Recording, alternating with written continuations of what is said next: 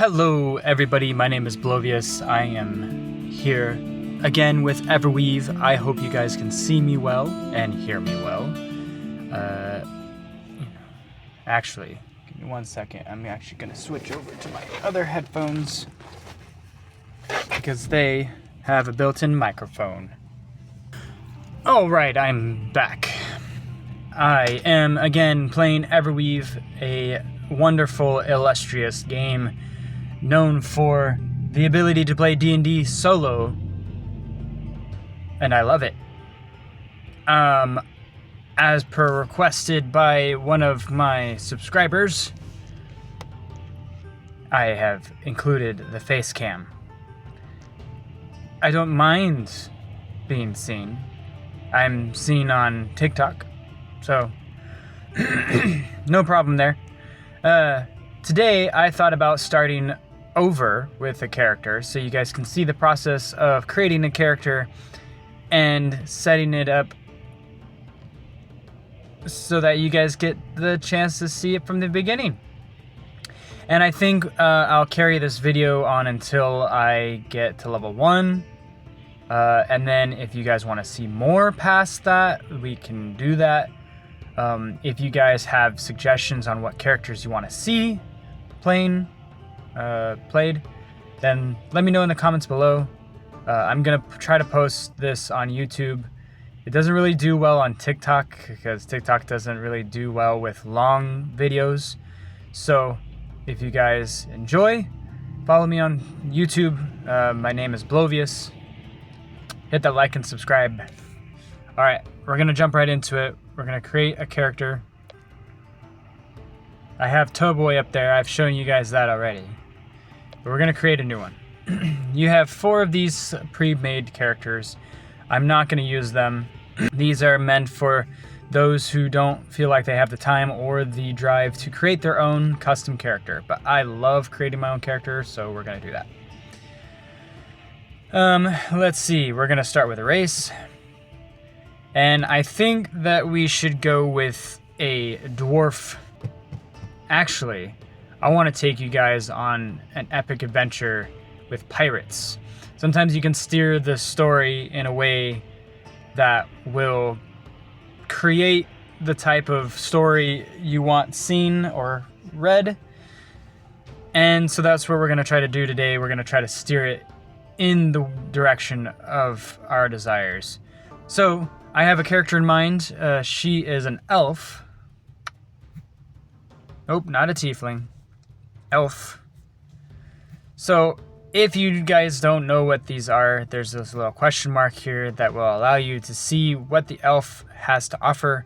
Distinguished by their otherworldly appearance, elves are a people caught between 2 worlds. Their culture is defined by a deep-seated dilemma regarding a long-lost ancestral plane that has faded into myth. While some elves spend their long lives dreaming of a way to return to this lost home, others focus on forging a permanent new identity here. This divide shapes their art, philosophy, and their outlook on the shorter-lived races. As you can see, the elf kind of a self-secluded race in mind. But in this case, I'm going to play a female elf named Kyler. She is going to be a fighter, but not just any fighter. She's really a pirate. She's really a pirate. We're going to choose dueling. Dueling basically gives her... She's basically really good at using one-handed combat. Your fighting style centers around the elegant art of dueling, emphasizing deadliest strikes while wielding single one-handed weapons. That's what we're going for. We're going to try to stay clear of the shield. We don't have to, but it's a preference. Solely for flavor text.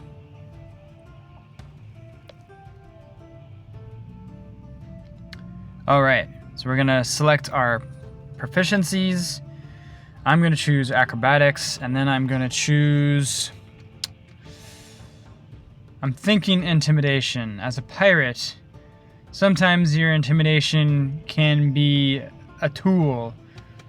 In this case, Kyler's intimidation prowess is going to be her just exuding authority and fierceness. She doesn't have to really look scary, she just is. Alright, and now we're going to, put some points into the attributes. We're going to bump her strength up to 14. Her dexterity is going to go to 14 as well. Constitution, 12. Let's see. Let's bring these to 10. And we'll bring up charisma to 13. If we get any bonuses, I think they'll go to dexterity. We'll get a +2 bonus. Dexterity will go up to 16, which means our AC will be higher. Plus whatever armor we wear will help keep us protected. Next up is the name and bio. So our race is elf, female elf. It gives us our race bonus. Appearance. She has jet black hair, shoulder length. Shoulder length, jet black hair. Just so you guys know, I'm using this on my phone, so I'm having to use the text box. I might try to get a little Bluetooth keyboard for this. It'd be fun. Or see if it works on a computer. I'd like that too. Once I get my computer for my van, the van life. I'm gearing up for the van life, but with the added bonus of gaming, hopefully. Shoulder length, jet black hair. Let's see. She'll be 5'8". Let's make her 5'10", actually. Green eyes. And athletic build.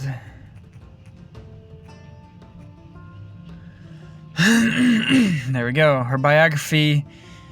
Now, I've thought about this already before because this is a character that I want to use for a story, a series of short stories that I want to create. So, Kyler, Stormborn, is an elf who was sacrificed to giants, marauding. Marauding.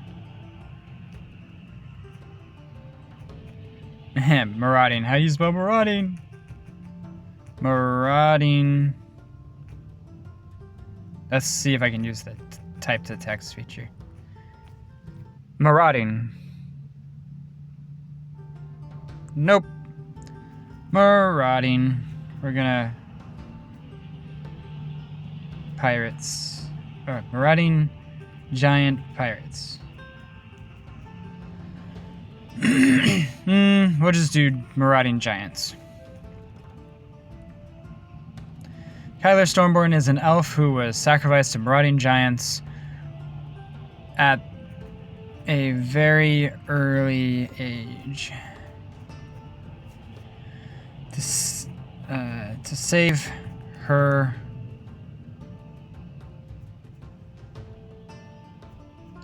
her village. Now she is nearly 25 and she rides the waves alongside her giant pirate captain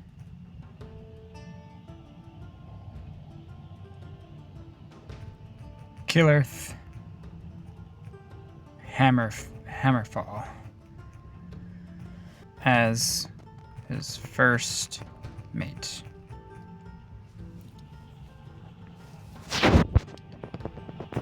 Let's see. Kyler Stormborn. Alright. Kyler Stormborn is an elf who was sacrificed to marauding giants at a very early age to save her village. Now she is nearly 25 and she rides the waves alongside her giant pirate captain Killarth Hammerfall as his first mate. You know what? Despite we're gonna change that last name of the giant to the one I thought of earlier.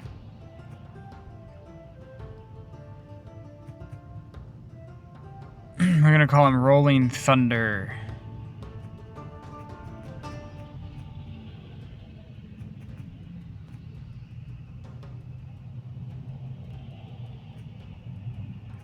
Alright. That is it. Let's click next. And I want to play the Trail in Winter Forest so that you guys can see the Christmas update. So let's go ahead and get into that too. So let's look at the Trail in Winter Forest. Snow drifts and rime-covered pines. Fresh footprints puncture the snow. That's all we get. Do you really want to create this hero? Yes. Supposedly this Trail in the Winter Forest is a one-shot, and I'm hoping to see if it just evolves into an open-ended kind of campaign, and so that we can continue with Kyler. If not, we can recreate Kyler in a different setting and continue on kind of, but we would have to start out as if she was new. But that's okay. All right, so I'm gonna move this. I'm gonna change this to that. Oh, nope, we had it right the first time. Okay. I'm gonna move my camera angle down here a little bit. All right. So most of this is a read along a text adventure. So you guys have probably already read through this as I'm talking, but I'm gonna go ahead and read it for you guys. I'm gonna try to add captions to my videos for those who are hard of hearing, but just bear with me. I'm new to this, and I want to hopefully make this a thing. I haven't really seen a whole lot of people do gameplays for this, and maybe I'm wrong. Maybe I'll search on YouTube later today. I did a search for TikTok, but not YouTube, so I'm hoping that I'm one of the first. If not, it's fine. We all create our own adventures, and I'm sure there's hundreds of different adventures out there. None of this is all the same, so let's get into it. You come to with your face in the snow. When you push yourself up, the world tilts. Dark trees, the setting sun. It all starts to slide until you steady yourself. Breath fogging the air in shallow bursts. You take in the faint ribbon of a path and the slick sheen of ice you clearly didn't see in time. Your temple throbs, where you must have hit the ground. Bits of memory slot back into place as you gather yourself. Lanterns and pine wreaths, the worried faces in the village hall, a promised reward. What was it called again? You think you'd forgotten the name even before hitting your head, but regardless, it was taken. And it was important enough that without it, the midwinter celebration can't go on. Traditions missed, songs unsung, a long night made longer by disappointment. Tonight's job is to save a celebration, and you'd be following the trail. You still are. Ahead, fresh footprints puncture the immaculate, freshly fallen snow leading off the path and into the trees. What do? First, I'm going to check my belongings. I will check my belongings. Also, let's see.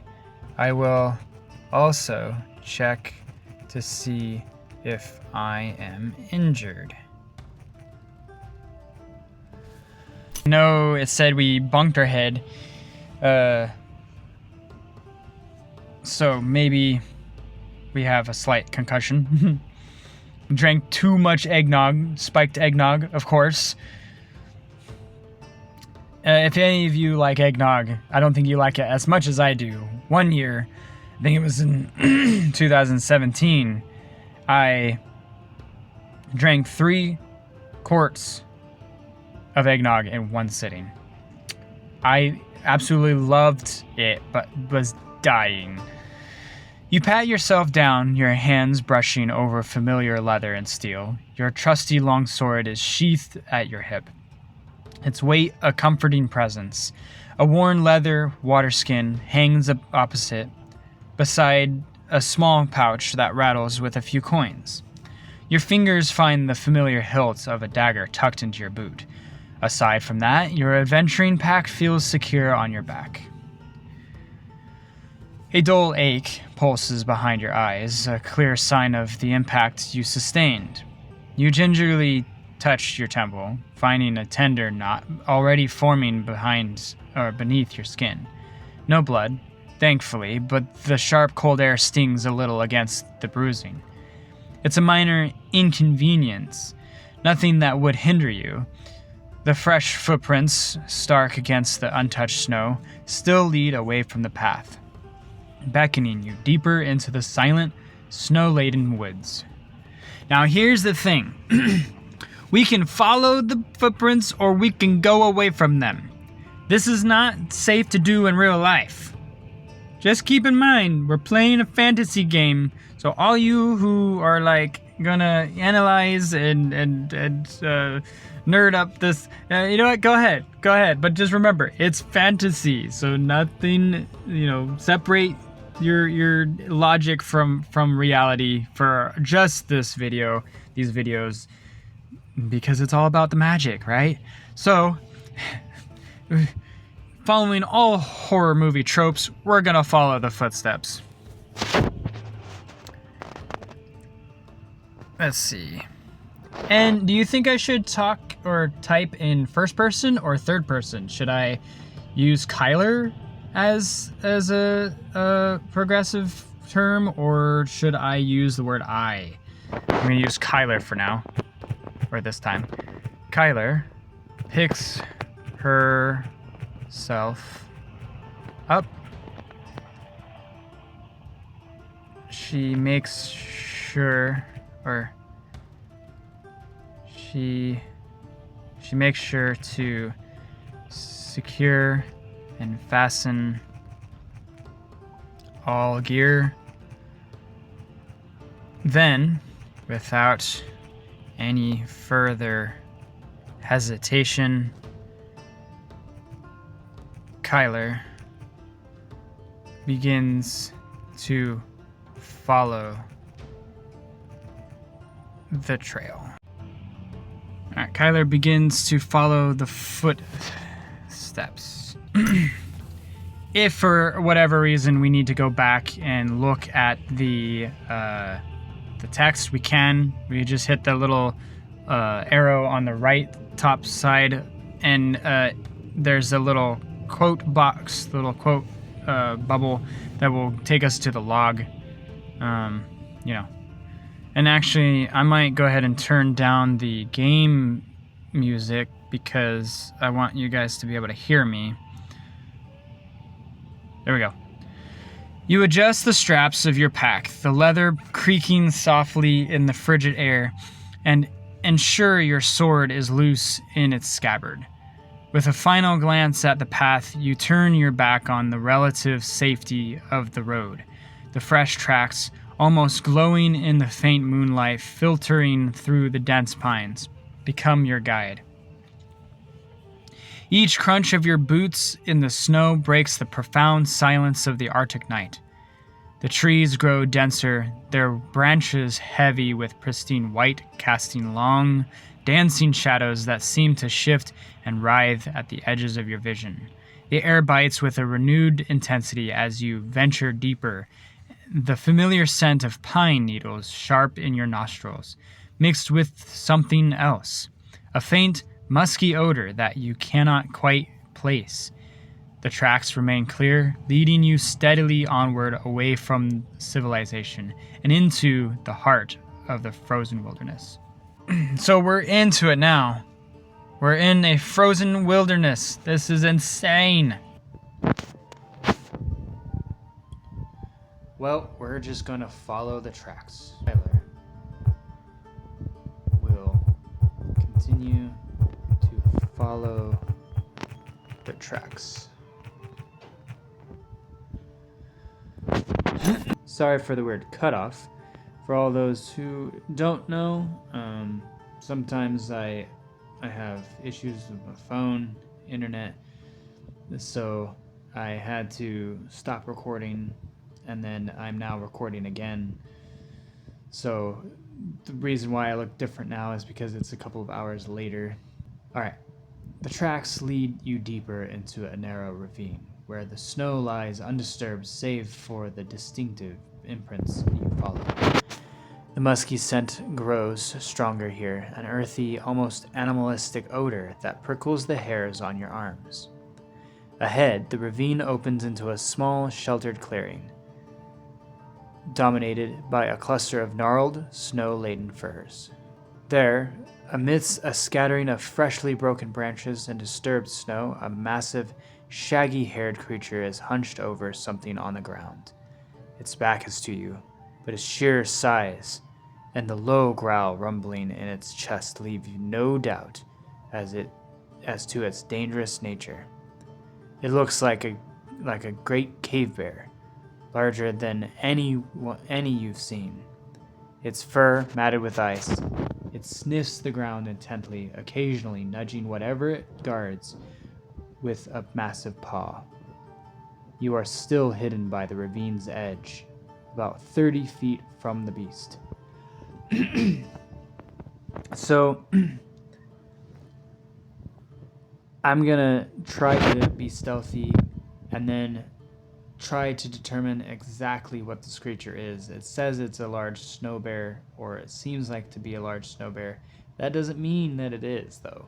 So I'm not going to take every word as truth until it gives me a little bit more information. So first things first, we're going to try to hide. Kyler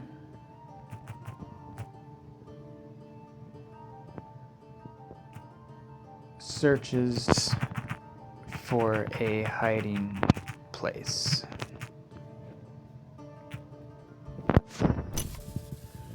And it might give us a roll. Yep. You attempt to find a hiding place to observe the creature without being detected. And we're using the new icy dice that are the theme promotion for this particular adventure arc. We've got a dexterity of +3, and we get a 21. Alright, good start. You press yourself against the icy rock face of the ravine, melting seamlessly into the shadows cast by an ancient, snow-heavy fir. The deep snow muffles any sound of your movement, and the biting wind carries away your scent. The massive cave bear remains oblivious to your presence, its guttural rumbling the only sound in the frozen clearing. From your concealed vantage point, you get a clearer view of the creature. Its fur is a tangled mess of brown and gray, thick with ice, and its claws are like daggers, digging into the packed snow. It's even larger than you first thought, easily the size of 2 horses. Beneath its massive paw, you can now discern what it's guarding. A bundle of fur and cloth, partially torn open. A glint of polished metal catches your eye with the tattered fabric, the object of your quest, the missing artifact. It's clearly beneath the beast. What should we do? Should we inch closer? Or should we wait? Should we try to hide and wait for the creature to leave, or should we fight this thing? Let's see what we have for gear. We have a long sword. We have an AC of 16.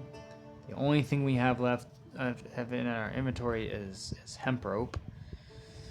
Let's check our abilities. So this is our main character page. Our level up there at the top will increase over time. We only have 11 HP, so I don't really want to die right off the bat. But we have Second Wind, which can be used as a bonus action, I believe. Yeah. You have a limited well of stamina that you can draw on to protect yourself from harm. On your turn, you can use a bonus action to regain hit points equal to 1d10 plus your fighter level. And then I have to take a short rest before I can do it again. However, 1d10 plus your fighter level, so level 1. So if I get a 10 maxed out, it's 11 HP. But I could get a 1 and only get 2. The other abilities we have are fighting style dueling, which we get a +2 to damage rolls with a weapon as long as we're wielding only one weapon and no other weapons in hand. We do have proficiencies in light armor, medium armor, heavy armor, and shields, and our acrobatics and intimidation. Maybe we can drop down from above on this creature, try to attack it. Its vulnerable point in the back of its neck. Let's see. Kyler searches for any high vantage points above the creature. If there is a vantage point above the creature, then we might be able to sneak our way up there and drop down with our blade in attempts to get a sneak attack. You scan the surrounding area for any elevated positions that might offer a better view or strategic advantage. 14 is a 14. Meet or beat wins. We got it. So let's see if it rewards us for a good roll. Your eyes, accustomed to the dim light, sweep over the snow-covered clearing. Above and slightly to your left, you spot a jagged rock outcrop, thick with sturdy, snow-laden branches of an ancient pine that has managed to cling to this cliff face. It's higher than your current position, offering a direct, unobstructed view down into the clearing and onto the hulking form of the cave bear. It would require a careful, silent climb, but from there you could assess the situation more thoroughly, perhaps even identify the exact nature of the artifact. The air is still, save for the bear's low growl, and the snow of the branches promises to muffle any slight movements you might make. It seems like the ideal spot to plan your next move against the colossal beast guarding the village's lost treasure. I pick up any small rock available. Then I try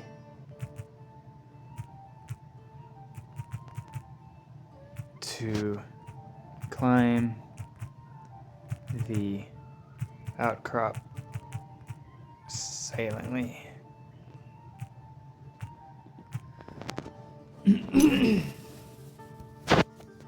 Gonna do this silently, hopefully. We're gonna have to do another roll, probably. Alright, so the DC is 10. We have a +3. We only need to get a 7 to beat. You attempt to climb the icy outcrop silently, hoping to gain a better vantage point without a massive bear below. So, let's go.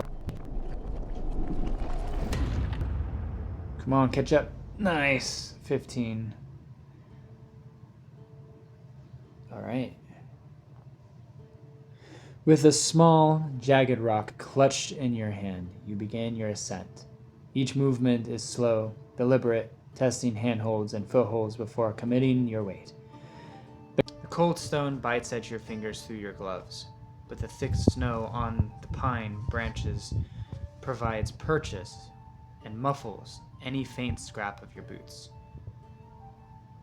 You pull yourself up limb by limb until you perch precariously on the snowy ledge, nestled amongst the boughs. From this elevated position, the clearing spreads out beneath you like a diorama.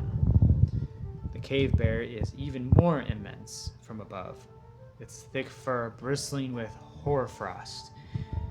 Its head occasionally lifts, snuffling the air, but its attention remains fixed on the bundle beneath its paw. Now, you can clearly see the glint of metal. Its metal is from an ornate, silver-worked ceremonial horn, undoubtedly the stolen artifact. It lies half unwrapped from its cloth bindings, still clutched firmly under the bear's massive paw. The creature lets out another low, rumbling growl, a sound of deep possessiveness. We're going to try to lure this bear away. Kyler throws the rock to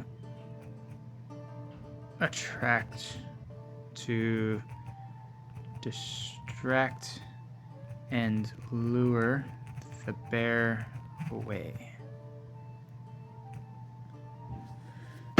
You attempt to throw the rock to distract the bear, hoping to lure it away from the artifact.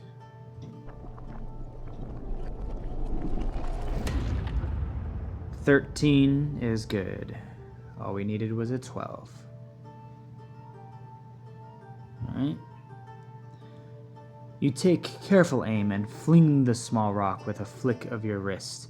It sails silently through the air, landing with a sharp clink against a patch of exposed ice far behind the massive bear.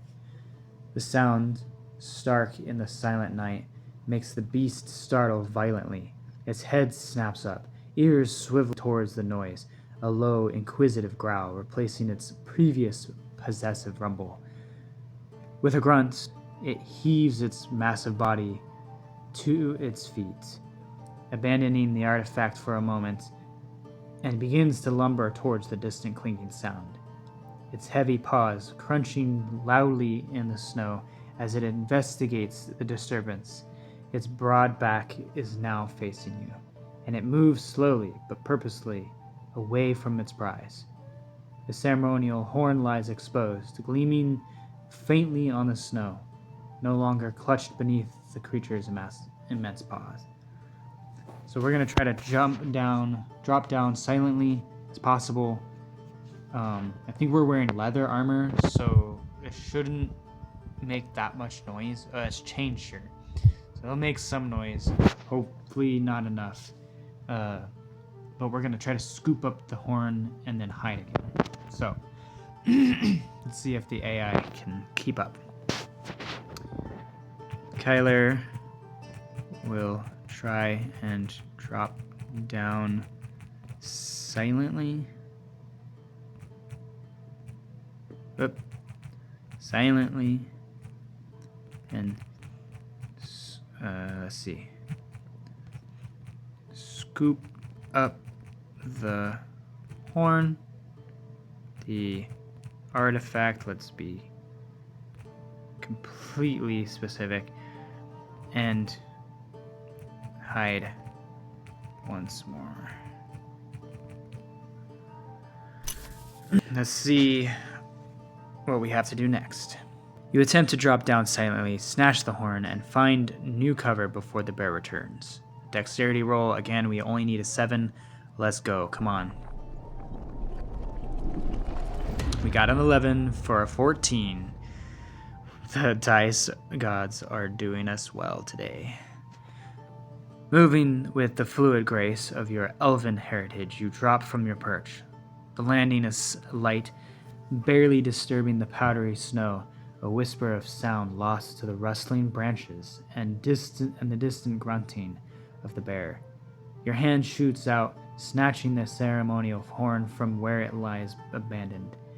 Its cold silver surface feels ornate and valuable against your palm. Without a moment's hesitation, you dart to the nearest cluster of thick fir trees, their snow-laden boughs offering immediate deep shadow. You press yourself against a thick trunk, the horn tucked securely under your arm. The cave bear, still grumbling, is now a distant, hulking shadow near the far side of the clearing, sniffing at the ice where your rock landed.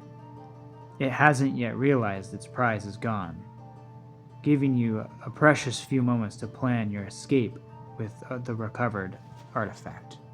Let's see, character. We're halfway to level 1. Defeating the bear does not necessarily mean fighting the bear.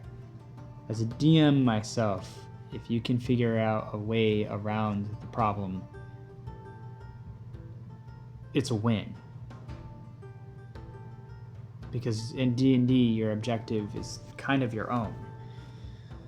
So maybe we try to avoid the bear this time. Kyler will search from her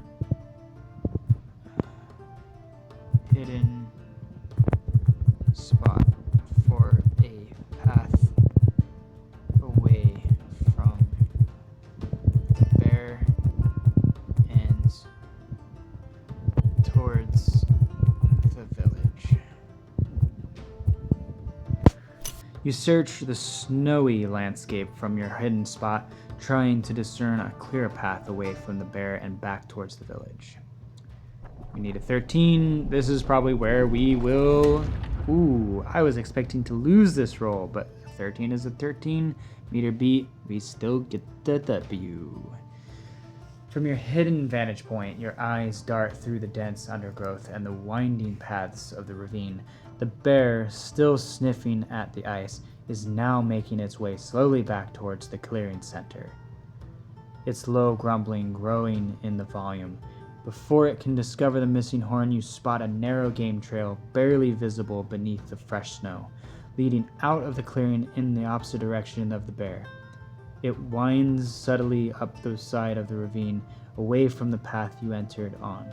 It looks like a less direct route, but one that would keep you well clear of the agitated beast, and eventually lead towards the familiar glow of the village lights. Now, a comforting thought in the frigid night.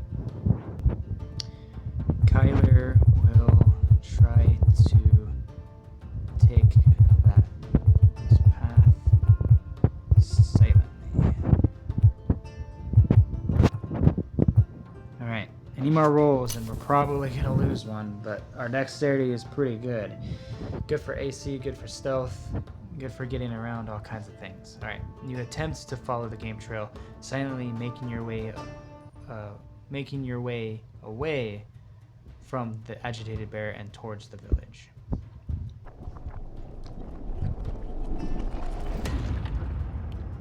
This has to be the best moment because we needed a 13. The DC was 13. I rolled a 9, and even with a 3, got a 12. We missed by 1 point. So let's see what happens. We might have to run. Okay, so this is the battle screen. It jumps us to the recorded text from before, and just bear with me because the text can kind of go quickly. I might not be able to read it all at the same time. Let me see if I can adjust the text speed. No, but if I miss something, I can go back. Okay. As you attempt to slip away, a patch of hidden ice cracks loudly under your boot. Or perhaps a twig snaps beneath your weight. The cave bear, now closer to the center of the clearing, immediately swivels its massive head. Its its small, dark eyes fixing on your position, a guttural roar tears through the quiet night, shaking the snow from the trees.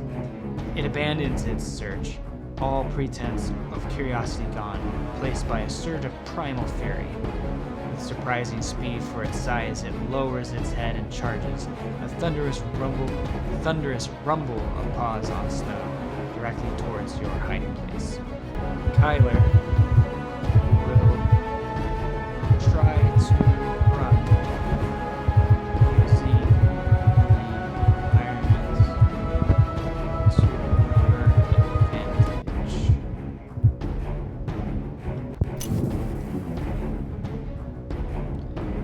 Alright, so sometimes we'll get duplicates also. The enraged cave bear charges towards you, its guttural roar echoing through the frigid air. You decide to use the snow-laden fir trees and uneven terrain to your advantage, attempting to break line of sight and slip away from the furious beast. It looks like we made it. It says, you attempt to disengage from the charging cave bear and make a stealthy escape through the snowy terrain. So it rolled for us during this time. During combat, it will do that. So rolling for ability check, we rolled a 17 versus a 10. You skillfully weave through the dense firs, your movements silent on the fresh snow. The towering trees and uneven terrain become your allies, obscuring your form just as the enraged cave bear lunges where you were a moment ago. With a successful maneuver, you break line of sight, leaving the confused beast to roar at empty air as you swiftly move away, putting distance between yourself and the furious predator. You've managed to escape the immediate confrontation and are now on your way back towards the village and safety. Did we get enough to level up? Yes, we did. All right, so the plan is to get back to town and then take a long rest. In order to level up, you have to take a long rest. It will level up for you. So let's try to do that. Kyler will make her way back to the village.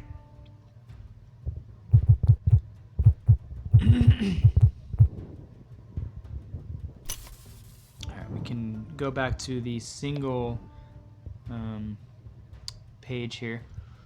The crunch of snow beneath your boots gives way to the packed earth of the village path as dawn paints the eastern sky in hues of soft pink and orange. The distant glow of hearth fires strengthens into the familiar warm lights of Haven Reach. You pass the first sleepy houses, their windows still dark. But as you near the town square, movement stirs. Villagers, bundled against the morning chill, begin to immerse their faces etched with worry over the missing artifact. When they spot you, horn clutched firmly in hand, a ripple of surprise murmurs turns into a wave of relief. An elderly woman, her face a map of wrinkles, rushes forward, and her eyes wide with hope. So we're gonna end it here, guys. I had to do a couple of cuts during the day to try to get most of this in. So if you guys see the weird transition in the camera, I apologize. Again, this is my first time doing this, so I'm trying to figure out my schedule and the best times to film these. If you guys enjoy them, let me know. I'm gonna be posting some of the screenshots and stuff on TikTok. Follow me there. Blovius is still my name for TikTok. And then obviously like and subscribe if you would like to see more. Share with your friends and family for all those who enjoy a little bit of action-packed roleplay. And I will see you all next time.